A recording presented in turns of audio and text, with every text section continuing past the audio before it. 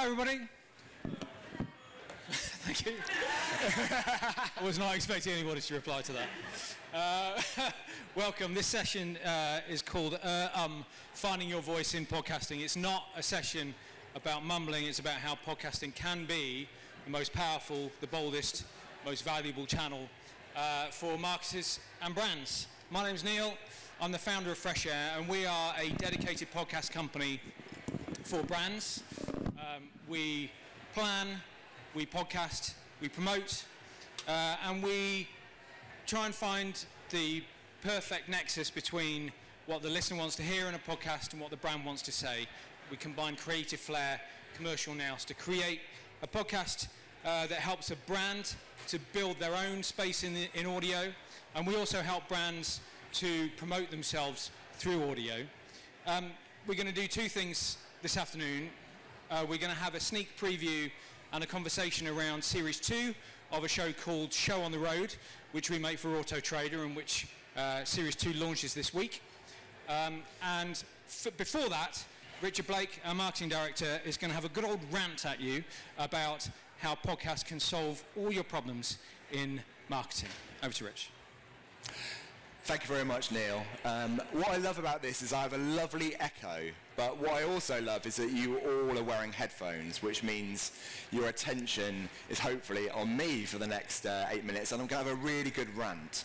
So first of all, they said that I should start with a problem. Well, I have 3 problems. It's probably a sign of my age, but I've never known the marketing industry to be so disconnected with reality. I was in Cannes a couple of weeks ago, and the billions spent, the rosé drunk. AI is a term being thrown around without much context or detail or nuance. So my first problem is the robots are taking over. I got into marketing because I liked people. Target audience, proposition, persuasion with our creative, and that craft I think is being lost.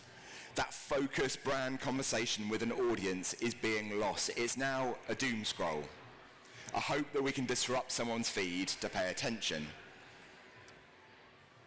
And that scroll never ends. The robot will always find something else for you to watch. So the focus is on volume rather than quality. The AI automation is focused on feeding the beast of the scroll. It's like trading, it's like a fruit machine, it's like trading, it's yields, it's like crop rotation. Not on people persuading people, or even businesses talking to customers. So how can we bring back the people, the personality, and the love? Second problem, it's just a number. 10 years ago, I sat in a room and discovered that 30% of my media spend wasn't actually spent on buying media space. No one really knew what it was being spent on. It was SSPs, DSPs, all taking their chunk. But whatever I paid, however my campaign was executed, wherever my ad was placed, the promise was the same, a magic number that showed my CFO that my spend could deliver what I promised. And I put it to you that getting that result really quickly is naturally short-term and damaging long-term brand building. Brands aren't numbers, they're perceptions, they're perspectives and opinions with a logo shorthand. So how do we build a brand for the long term? Problem 3, the messy middle. The messy middle is weird. I mean, it's resulted in 2 things. You're either upper funnel and fluffy, expensive brand, or lower funnel and basically like a sales activation channel with little understanding of that messy middle. It's easy to get 1 million video views on TikTok, but still incredibly hard to get 1 million customers. As professionals, our value is turning that reach into ROI. Our focus as marketers need to be on that middle, on consideration, on recommend. So that, I think, is where the magic happens. So, can podcasting fix all that? Well, yes. Obviously, I'm going to say yes. Easy done. But no, for this, I'm asking you to be bold, to dare. Number 1, dare to be chosen. Go back to getting what you buy when you buy an ad. You're disrupting someone's day. You're distracting them from what they wanted to do. Podcasts are different. Podcasts command the highest attention of anything. 69% versus 35% TV. And then Spotify also tell us that 66% of people told them there was just too much visual noise in this world, and this is an example of loads and loads of visual noise. And audio was a really great way of escaping. So escape into your headphones. And more than that is intimacy. So 90% of people are listening on headphones for more than 30 minutes at a time. I'll repeat that. 90% of people are listening on headphones for more than 30 minutes at a time. They do not listen to a podcast by mistake. And it's a hard to reach audience, 18 to 44, ABC One, likely to be a business decision maker. And that quality of attention is unrivaled. This is real attention. We've got neuroscience studies that show because you take away the visuals, you're able to generate your own pictures in your head. You co-create with your host and your guests. You engage for longer and you take in more detail. You really get into the story. You may not get 1 million listeners, but the quality is better and the results are better. Here's a comparison between a new TikTok channel and a new podcast channel for one of our clients. And you see the difference. 57% NPS positive versus 35% positive NPS for 25 to 44. That engagement works. And it works because you're closest to the people. You're round the table with them. They're telling a story. And that's the purest persuasion that you can get. 2, dare to build. When you make your own podcast, you're building for the long term. You're not short-term squatting in someone else's show or their social feed. You're not asking Richard Osman about his cat. You're creating your own show.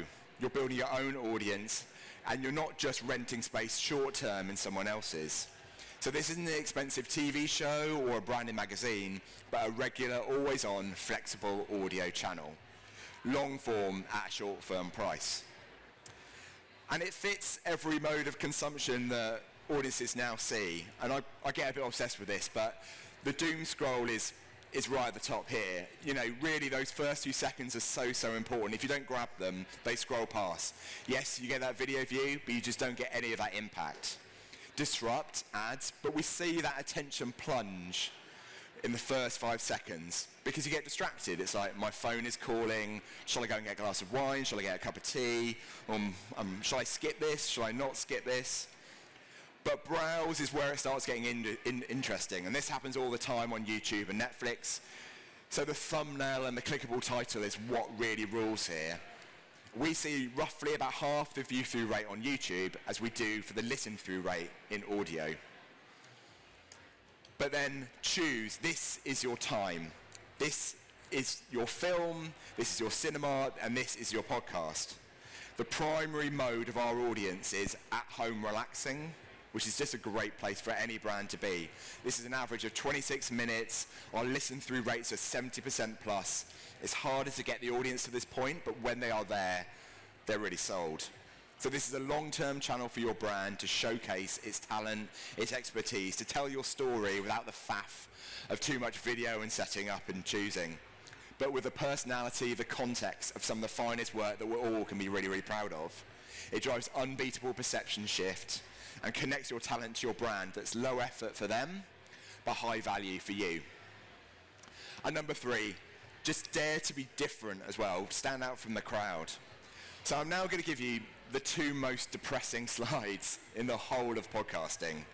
And this is our own Fresh Air research. So first of all, we asked, what are your top 5 favourite podcasts? So which podcast and format do you think came back to us? Which completely dominated? Well, no. It's the rest is, but good guess. In a media world that's dominated by building scale quickly, all ads go on the biggest podcast, which means they are absolutely stuffed full. But there is a layer underneath that is incredibly valuable. And they really reward the passionate communities that they serve. And slide 2, we asked what are the top 5 things that people hate about podcasts? What dominated? What do you think? Correct. It's ads. Oh, there we go. It's ads. You're absolutely right. So there's that real kickback in terms of all that wonderful attention. So that's a result of stuffing the really popular podcast too full of advertising. And it's also a cultural thing. You know, we have BBC Sounds, and God bless the BBC and the licence fee payer, but, you know, we are not used to hearing ads. So we can be better. What I'm saying here to you is we can be more bespoke, we can be more creative, we can be more interesting. So today at MadFest we're announcing something special. We're announcing something called Fresh Air Media, which is all about creating something really bespoke, something really dedicated to audio that really gets the amazing channel that audio is, and building something really special. So from strategy to promotion to launching your own show, we promote what we make and we build brands through audio. So come and talk to us afterwards. We're in the blue headphones right at the back, and we're podcasting throughout the 3 days of MadFest. So from launching and growing and failing with podcasts, here are some of the key ingredients we found when building your own show. So originality to start with, a repeatable, relatable format that stands out against the Me Too's. Depth and nuance. As I said, we've got 30 minutes of somebody's time, so really encouraging brands to have a conversation, connecting them to their listener, and making them really, really feel part of the conversation. Frequency, keeping it really regular, keeping it really frequent to build that conversation, to build that organic audience. Networks, a successful business, a successful brand has networks out of this world, so really making the most of that. People connections galore. A brand that broadcasts across all their own channels is always going to be likely to win. And then finally, some money. Invest in your show, invest in your content, and you'll make success. So my challenge to you is don't go the easy route. Don't just advertise. Choose, don't disrupt. Don't just chase a short-term number. Build a brand. Build out your own audience. Don't just rent space in other people's. And embrace that messy middle. Be the conversation in the middle and not the clickbait. So to finish, we're going to give you an example of a brand that is being really brave with podcasting and we're incredibly proud of, and have built their own multi-channel show. So I'll turn it over to Michaela, our Director of Content, with Laura McNally, our Brand Director from Auto Trader. Challenge one in being bold, making up the stairs without falling over. I think I've managed that. Thank you, everybody. As Rich said, I'm here with Laura McNally. She's Marketing Director at Auto Trader, and Series 2 of Show on the Road launches tomorrow. We're talking about being bold. That's the theme of this year's conference. What prompted you to take the bold move of putting a podcast at the heart of your comms strategy?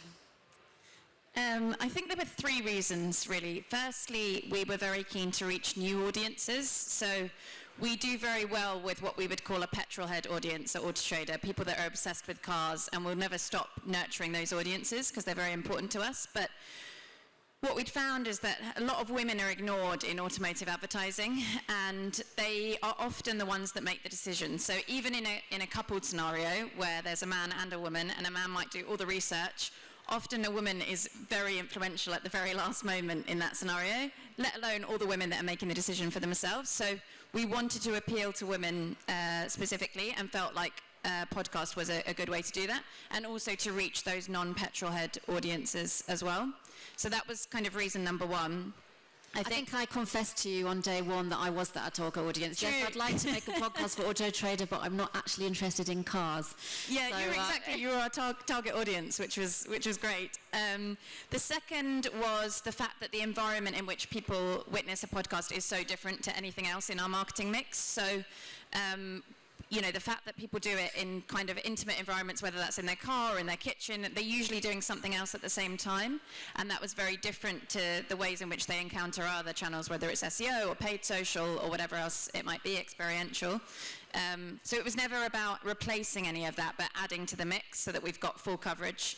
And then the other reason was about inclusivity as well. So there's lots of people for whom visual content doesn't work, and they're much more kind of audio, whether that's through choice or through a disability, and that was important to us as well. They're values that we really champion as a brand, so it enabled us to speak to that as well. In the context of this whole presentation and finding your voice in podcasting, you did that really creatively in a bold way too, ensuring that it wasn't just one long ad, which nobody's going to listen to, and we certainly wouldn't have got to series 2 if that's what it had been. Part of the brief, which I loved, was just enough car. What you didn't want to do was make this long ad, as I was saying, but it's quite a brave move, because most people, when they're investing in a piece of content, want to make sure that you cannot miss the brand in it. So how did you find that balance between creativity and that brand presence? I think it's really hard. We deliberately didn't want to talk that much about the cars. So yes, we do talk about the car that's featured in each episode, and the car usually means something to the guest, whether it's a car that they remembered their grandparents having or their parents having. But we didn't want that to be the focus, so we kind of cover that off at the start. And so for people who haven't heard it, the format is that we take a celebrity in a car that is relevant to them for some reason, and literally take them on a journey kind of back down memory lane, and through that conversation you get to hear stories that you wouldn't hear on the usual sofa surfing circuit. Yes, indeed. And I think the temptation is, especially when you're trying to win budget or win support internally, would be to put the brand everywhere, because you're investing a lot of money behind this. But I think we would, audio is notoriously difficult for growing a new audience, and I think if we'd have done that, we wouldn't have built the audience in anywhere the same capacity that we've managed to. And I think it's committing to it for the long term as well. So I think we've probably taken learnings from season 1. Season 1, we didn't reference Auto Trader as a product very often at all. Season 2, we found some more creative ways to do it, but in a credible way. So we will talk about the data that we've got surrounding that particular vehicle that's featured. So I don't know, if it was a Ford Mustang Mach-E, for example, we can talk about how many are available on Auto Trader, where they're popular within the UK, and then that gives us a jumping off point to talk about electric. But yeah, I think it's a constant struggle. It's like you can see why people, whether that's finance or people that aren't as familiar with marketing as an area, would question why there's not more branding or why there's not more mention of the product. But I think it's about growing that loyalty first and then bringing those elements in further down the line. Thank you, Laura. We were told 5 minutes. I think we might have reached the end of our 5 minutes. If you want to spend any more time talking about branded podcasts, then you won't miss us with a massive blue headphones at the back of the room. But in answer to the inevitable question of did those bold moves pay off, I think the answer is yes, in the fact that season 2 is launching tomorrow. There's a QR code here which will take you straight to the feed if you want to follow the show, so you never miss an episode, available on all your favourite platforms. And thank you very much to Laura McNally for joining us on stage today, and to the Fresh Air team wearing the blue t-shirts, without whom none of this would happen. So thank you. Thank you. Thank you very much.